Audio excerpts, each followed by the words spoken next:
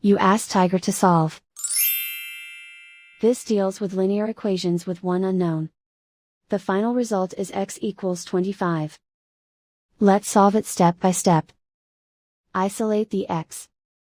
Multiply both sides by inverse fraction 5 over -4. Move the negative sign from the denominator to the numerator. Group like terms. Multiply the coefficients. Simplify the arithmetic.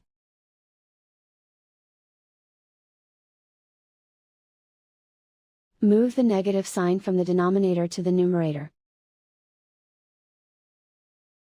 Multiply the fractions. Simplify the arithmetic. And so the final result is x equals 25.